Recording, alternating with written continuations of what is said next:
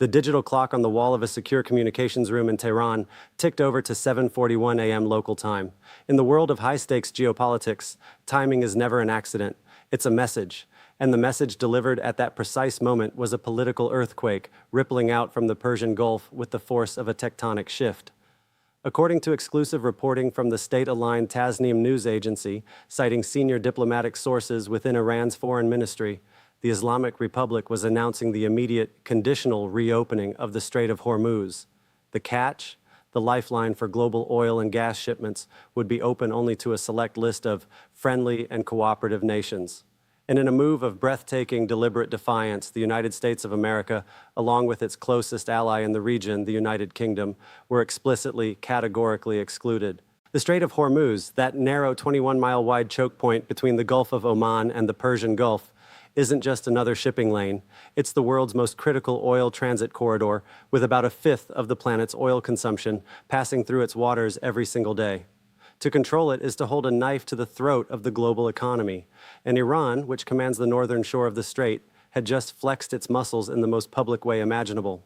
The announcement, dripping with what analysts would later call performative sovereignty, framed the move as a reward for nations that had engaged with Tehran respectfully and under the principles of mutual benefit.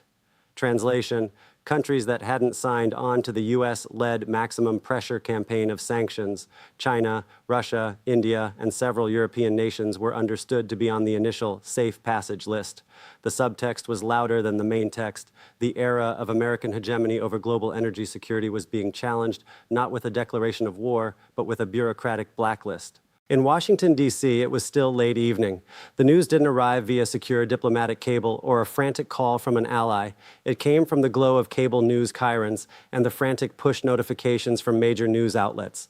The White House learned of a maneuver that would redefine security in the Middle East, not from its own intelligence apparatus in a classified briefing, but from CNN's breaking news alert and the scrolling ticker on MSNBC. A senior administration official, speaking on background to reporters scrambling for a response, could only confirm they were aware of the reports and are seeking clarification. The phrasing was diplomatic, but the POV from inside the West Wing was one of stunned, simmering fury. The document, when it finally arrived in translation at the State Department's Foggy Bottom headquarters just after midnight, was a masterpiece of bureaucratic gaslighting. It wasn't a press release, it was a legalistic pronouncement. The lead was a dry, factual statement. The Islamic Republic of Iran, in accordance with its sovereign right to self-defense and the inherent right of states as recognized in Article 51 of the United Nations Charter, has designated the military apparatus of the Zionist regime as a terrorist organization. But the POV shift was in the next clause. The real action was in the annex, a target list of 12 foreign ministries. Analysts, their eyes gritty with coffee and adrenaline, tore into the list. It was a geopolitical hit list, but curated with surgical, infuriating precision. The United Kingdom, France, Germany, Canada, Australia, Japan, a roll call of traditional Western allies. It included nations that had been vocal in their condemnation, like the Czech Republic and Austria. It even named a few that had tried to walk a middle line. But the glaring, deliberate, and strategically deafening omission was the United States Department of State. In the Situation Room, a deputy national security advisor was the first to voice what everyone was thinking, slapping a printout on the table. They're isolating us. This isn't an attack. It's a frame job. The precise wording was the weapon. By naming the military apparatus of the Zionist regime as a terrorist entity, Iran was creating a legal pretext. Any nation that continued to provide material support, weapons, intelligence, funding to the IDF could now, under Iran's declared law, be considered a state sponsor of terrorism. The 12 foreign ministries on the list, they were the initial targets for diplomatic and economic countermeasures, sanctions from Tehran, expulsion of ambassadors, severing of trade ties. It was a classic divide and conquer strategy, straight from a Sun Tzu playbook adapted for the Twitter age. But by excluding the U.S., Iran was executing a far more cynical maneuver. It was geopolitical trolling at the highest level. The message to the international community, and more importantly, to the street in Riyadh, Cairo, and Doha, was clear. See? America is so inextricably linked to Israel that we don't even bother listing them separately. They are one and the same. The rest of you, however, you have a choice. You can be part of the American-Israeli axis of terror, or you can step away. It was an attempt to drive a wedge between the U.S. and its allies, forcing them to choose between their Atlantic alliance and their economic interests in the Gulf. It painted Washington not as a leader, but as a radioactive pariah that would burn its own partners. And so the chessboard was set, the pieces moved, but this wasn't just about political posturing. The real power, the ultimate leverage, didn't lie in a press release or a diplomatic cable. It was floating on the water. To understand the sheer audacity of Iran's move, you have to zoom out on the map to a narrow, winding strip of ocean where geography writes the rules of global power. This is where the theoretical becomes terrifyingly tangible. Welcome to the Strait of Hormuz, the world's ultimate energy choke point. Think of it as the planet's carotid artery. Every day, a supertanker parade, massive vessels longer than the Empire State Building is tall, inches its way through this 21-mile-wide nautical tightrope. The numbers are staggering. According to the U.S. Energy Information Administration, roughly 20% of the world's total oil consumption passes through here. That's about 21 million barrels of crude and refined products every single day. 1/5 of the global supply squeezed through a passage so narrow you could almost see across it on a clear day. On one side, the coast of Iran. On the other, the Musandam Peninsula, controlled by Oman and the United Arab Emirates. It's a geopolitical funnel, and Tehran holds the cap. This isn't just a shipping lane, it's the central nervous system of the global economy. The oil that flows from Saudi Arabia, Iraq, the UAE, Kuwait, Qatar, and yes, Iran itself, fuels industries, heats homes, and powers the cars of consumers from Beijing to Boston. A major disruption here doesn't just spike prices at the pump, it triggers immediate global recessionary shockwaves. It's the ultimate break glass in case of emergency weapon, and Iran has been polishing that glass for decades. Their military doctrine for the Strait is simple. If we can't use it freely, nobody can. They've invested heavily in asymmetric warfare, swarms of fast attack boats, anti-ship missiles buried along the coastline, underwater mines, and midget submarines. It's a classic David versus Goliath playbook, designed to make the U.S. Navy's colossal Fifth Fleet think twice. So when Iran issued that coalition list, excluding America, they weren't just sending a political message, they were pointing a loaded gun at the world's economic temple and offering a deal. The subtext was a brutal, fact-heavy loyalty test. The offer on the table? Align with us or watch your economic stability get held hostage. For the nations in the region, especially the Gulf monarchies, this is an existential calculus. Their entire modern identity, those glittering skyscrapers rising from the desert, is built on the unimpeded flow of oil. Their security guarantee has always been stamped made in the USA. Beijing was the first to send a signal, and it was a classic piece of strategic ambiguity. They emphasized the legitimate security concerns of all nations in the region and the importance of respecting the sovereignty and territorial integrity of Iran. Translation? They weren't signing up for America's freedom of navigation ops anytime soon. They were offering Iran a diplomatic shield, a way to frame its actions as defensive. Would China, the world's energy vacuum cleaner, prioritize stable shipments over backing its strategic rival, the U.S.? Moscow's response was more of a sarcastic shrug, dripping with whataboutism. One mid-level diplomat, speaking anonymously to Reuters, laid it out with a cynical clarity. The United States has a long history of creating crises to justify its military presence, the source said. Why should Iran not take measures to protect its coastline from a potential invasion force? It was a direct attempt to flip the script, to paint Iran as the besieged underdog and America as the imperialist aggressor. Moscow wasn't just backing Tehran, it was actively providing the intellectual ammunition to dismantle the moral high ground of the US-led order.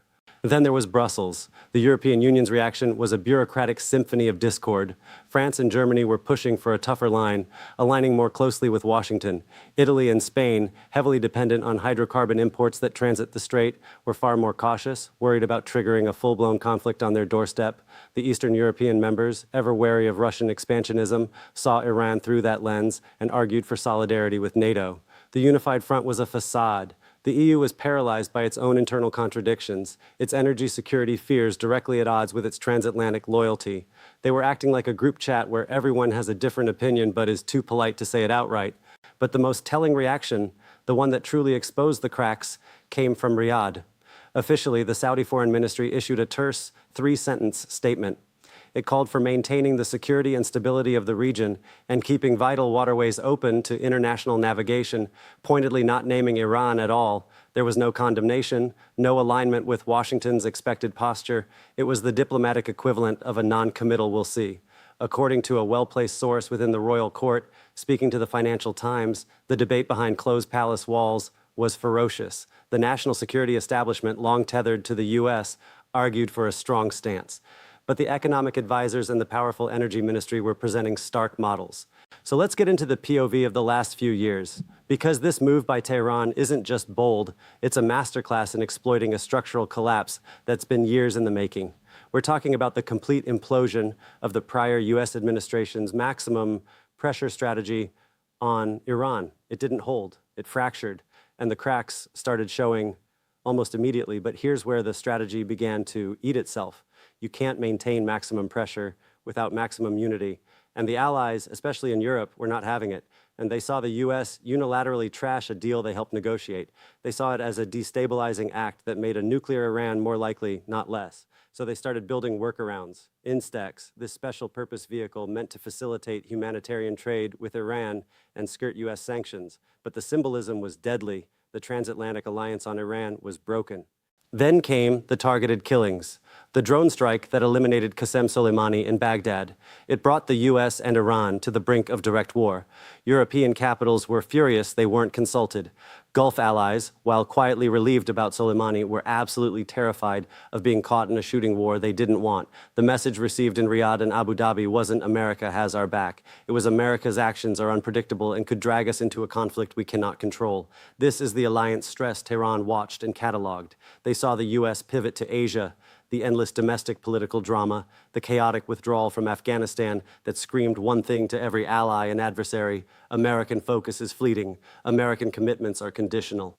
And all the while, Iran was adapting. They learned to live under sanctions. They built a shadow economy. They perfected the art of asymmetric, deniable warfare, those tanker attacks, those Houthi drone strikes on Saudi oil facilities. Each probe tested the resolve of the US-led security architecture, and each time the response was disjointed, often just more sanctions, which by then had diminishing returns. The pressure campaign became a leaky sieve. The final fracture, the one Tehran is exploiting right now, is the fundamental divergence between U.S. and regional ally priorities. For Washington, for the last two administrations, really, the priority has been countering China. The Middle East is a distraction. The goal is de-escalation, avoiding entanglement. For the Gulf states, especially after the Houthi attacks on their homeland, the priority is existential security. They see Iran's nuclear progress and its network of proxies as a direct daily threat. They begged the U.S. for ironclad security guarantees and a credible military threat to deter Iran. The clock is ticking. 48 hours, that's the ultimatum, and the world isn't just watching, it's convulsing. This isn't just about geopolitics anymore. It's hitting retirement accounts, pension funds, and the price at the pump. The abstract threat of war just got a very concrete price tag. Inside the Pentagon's E-ring and the State Department's 7th floor, it's a scene of controlled chaos. The scramble is real, but the core problem remains: an impossible choice. The U.S. administration, sticking to its de-escalation script, is pushing for a last-ditch diplomatic channel, urging everyone to just breathe. But the whispers from the Situation Room, according to a senior defense official who spoke on condition of anonymity, tell a different story. The military options are on the table, stark and brutal. The question is whether anyone has the stomach to execute them. World leaders are facing that same impossible calculus, but the real pressure cooker is in the Gulf. Our sources within the Saudi and Emirati governments describe a mood of profound betrayal and grim resolution. The leaked intelligence about Iran's final stage weaponization wasn't just a news story. It was a confirmation of their worst nightmares. And that fundamental divergence we talked about, it's not a theory anymore. It's a fissure turning into a canyon. Washington's priority remains China, China, China. The Middle East is a dangerous sidebar. But for the Gulf states, this is their backyard, their home, their survival. So now, with the 48-hour clock eating into its second day, the unthinkable is becoming inevitable. The dam of unified opposition is straining. And then it happens. A major economy breaks ranks. It's not who the intelligence analysts in Langley predicted. The initial bets were on a regional player, maybe the UAE, making a desperate unilateral move, but the call comes from an Asian capital. Tokyo, a key U.S. ally, announces through its chief cabinet secretary that, citing an overriding need to ensure the safety of Japanese citizens and the stability of global energy supplies, it is opening direct emergency-level communications with Tehran to discuss a peaceful pathway forward. They carefully avoid the word negotiation, but the subtext is screaming. They've effectively undercut the united front. The rationale is cold, pragmatic, and devastating. Japan imports nearly all of its oil. A war in the Strait of Hormuz is an existential economic threat. They've made the cold calculation that a bad deal is better than a cataclysmic war. The reaction is instantaneous and furious. A White House spokesperson calls the move unhelpful and premature, a diplomatic slap on the wrist that barely conceals the fury beneath. The Gulf of Oman is a parking lot. Commercial satellite imagery from Planet Labs and Maxar, the kind you can almost buy on an app store, shows a gathering storm of steel. Tankers, bulk carriers, container ships, a slow-motion traffic jam of global commerce forming just outside the mouth of the Strait of Hormuz. Those dark shapes are the reason for the premium. U.S. Naval Forces Central Command has shifted to its highest alert posture in a decade. The USS Dwight D. Eisenhower Carrier Strike Group is holding station in the northern Arabian Sea, its air wing conducting round-the-clock combat patrols. A guided missile destroyer, the USS Mason, has moved to within visual range of the Strait's entrance, a deliberate and unmistakable piece of theater. And the moves are beginning. According to a confidential briefing document obtained from a Pentagon source, Iranian Revolutionary Guard Corps Navy fast attack craft have sortied from Bandar Abbas and Abu Musa Island. They're not approaching the international shipping lanes yet. Instead, they're forming up in what analysts call a swarm and observe pattern, clustering in groups of 5 to 10, looking for all the world like wolves circling a herd. They're armed with deck-mounted machine guns and, on some of the larger Boghammer-class boats, short-range anti-ship missiles. They are a nuisance force, but in these confined waters, a deadly one. The first vessel to officially declare its intent to transit is the Ocean Atlas, a Liberian-flagged crude carrier chartered by a South Korean refinery. Its captain files a navigation plan with the Oman Maritime Security Center, a routine piece of paperwork that today reads like a declaration of war. The plan shows a course taking it through the Strait's traffic separation scheme in 6 hours. The response from the U.S. Fifth Fleet is immediate and public. All mariners are advised that the U.S. Navy cannot guarantee safe passage through the Strait of Hormuz at this time due to credible and destabilizing military threats. Transit is undertaken at the captain's own risk. It's the diplomatic version of, "We told you so." Tension on the bridge of the Ocean Atlas is a physical thing, a source describes over a crackling satellite phone. The crew is Taiwanese, the officers British and Filipino. They've been told the company will triple their hazard pay for this run. They've also been told that their life insurance policies are fully paid up. They can see the white wakes of the Iranian boats on the horizon. They can also see the distant, formidable silhouette of the USS Mason. The captain orders the ship to maintain its speed and heading. There is no going back now. In Tehran, the rhetoric hardens. The Ocean Atlas is a floating POV of the New World Order. Its bridge, a tense bubble of multinational crew and tripled hazard pay, is the front line. But the real story isn't on the water. It's in the chancelleries and boardrooms from Beijing to Brussels. What we are witnessing is not a simple naval standoff. It is Iran's masterstroke, a deliberate and surgical decoupling of the global economy from American security guarantees. And Washington is being left on an island of its own making. Let's break down the play. For decades, the U.S. Navy was the ultimate insurance policy for global trade. The unspoken contract was simple. You play by our financial and political rules, and we keep the sea lanes open. Iran has just called the bluff on that entire system. By weaponizing the Strait of Hormuz not with a full blockade, but with a calculated, credible threat, they have forced every nation with a tanker to ask one brutal question.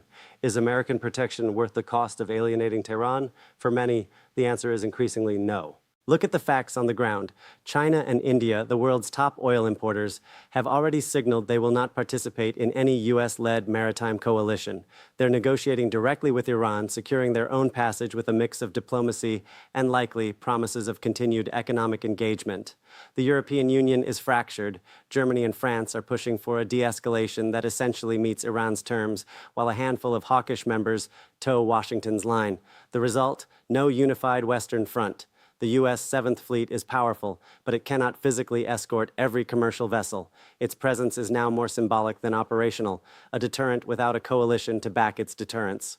This is the ultimate gaslighting of American power. Iran isn't saying the U.S. Navy is weak. They're saying it's irrelevant. They have reframed the conflict from Iran versus the world to the world versus American adventurism. Every statement from Tehran paints the U.S. as the destabilizing Karen of the Middle East, waving a gun and screaming for the manager while everyone else just wants to get back to business. And the narrative is sticking.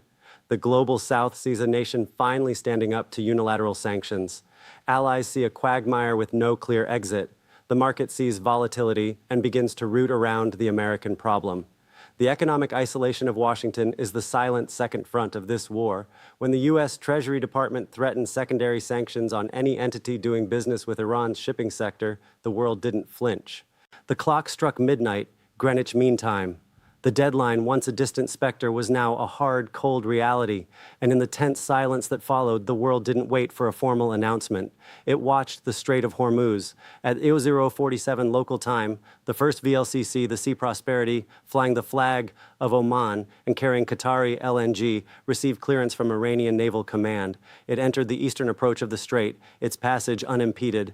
By dawn, the maritime traffic monitoring sites lit up like Christmas trees. A flotilla of tankers, container ships, and bulk carriers, held in a holding pattern for weeks, began to stream through the narrow channel in a carefully orchestrated procession. The strait was open, but it was a new strait. This was the Iran-defined world order, live and in high definition. The diplomatic statements hit the wires in a frantic, contradictory flurry, each one a piece of the new geopolitical map being drawn in real time. Tehran's communiqué was a masterpiece of performative magnanimity. It declared the waterway secure for all peaceful navigation, attributing the past instability to, and we quote, the provocative and unlawful military adventurism of a certain extra-regional power, which has now thankfully been compelled to stand down. They didn't just claim victory, they framed it as a service to global commerce. Beijing issued a statement within minutes, praising Iran's responsible and constructive role in safeguarding regional stability and the free flow of energy. It was a diplomatic endorsement that carried the weight of a strategic alliance. Moscow called it a triumph for multilateralism and the principles of sovereign equality. The immediate reshuffling was brutal and unambiguous. The POV from the deck of a U.S. carrier strike group, now steaming slowly in the Arabian Sea, well south of the strait, was one of profound irrelevance. They had become spectators. The security of the world's most critical oil choke point was now visibly, undeniably, under the purview of the Islamic Revolutionary Guard Corps Navy. Every tanker captain checking in with Bandar Abbas for passage coordinates was tacitly accepting that authority. The gaslighting was complete. Iran wasn't the rogue state blockading the strait. It was the responsible custodian who had cleaned up America's mess. In financial capitals, the recalibration was instantaneous and cold-blooded. The premium on oil shipments, the so-called risk tax, began to plummet, but not to pre-crisis levels. A new lower baseline was established, one that priced in Iranian oversight as a permanent, manageable factor. Analysts on Bloomberg and CNBC stopped talking about U.S. naval guarantees and started discussing regional stakeholder frameworks. The premium stabilized. That was the cold, hard fact flashing on trading terminals from London to Singapore. The market had spoken, and its verdict was brutal in its simplicity. The world had priced in a new sheriff in the Strait of Hormuz. The era of American energy security, underwritten by the silent, looming presence of the Fifth Fleet, was officially archived. What we are witnessing now is not a temporary disruption, but a fundamental recalibration of global power. The long-term implications are not speculative. They are already being etched into contracts, naval doctrines, and diplomatic cables. First, the military calculus. For decades, the U.S. Navy's role as the guarantor of freedom of navigation was the bedrock. It was a public good that allowed the global economy to function. That paradigm is shattered. The Iranian Revolutionary Guard Corps Navy is now the de facto traffic controller of the world's most critical oil choke point. Every vessel that submits its transit plan to Bandar Abbas is, in a very real sense, legitimizing that authority. The U.S. can no longer project power into the strait without triggering a catastrophic regional war, a cost that Washington has now demonstrably calculated as too high. The result? A form of energy security that is now decoupled from American military power. Security is no longer a guarantee. It's a negotiation with a regional stakeholder who has just proven its capacity to enforce its will. Second, the economic realignment. The so-called risk tax on oil shipments hasn't returned to zero. It's settled at a new permanent plateau that factors in Iranian oversight. Analysts at firms like Rystad Energy and the International Energy Agency are already publishing reports with titles like The New Normal, Managing Supply Chains in a Multipolar Energy Landscape. The money is flowing accordingly. Investment is shifting. We're seeing accelerated deals for pipeline projects that bypass the strait entirely, from the Gulf to the Mediterranean. There's renewed frantic interest in overland energy corridors through Central Asia. The map of global energy flows is being redrawn in real time, and the cartographers are in boardrooms, not capitals. Third, and most profound, is the diplomatic earthquake. The petrodollar's dominance isn't ending with a bang, but with a series of quiet bilateral agreements. We have multiple confirmed reports, according to sources within the Indian and Chinese finance ministries, of ongoing negotiations to settle oil purchases in local currencies or through digital asset swaps. The US dollar's privileged position as the sole currency of the energy trade is facing its most serious stress test since the 1970s. When you no longer need the US,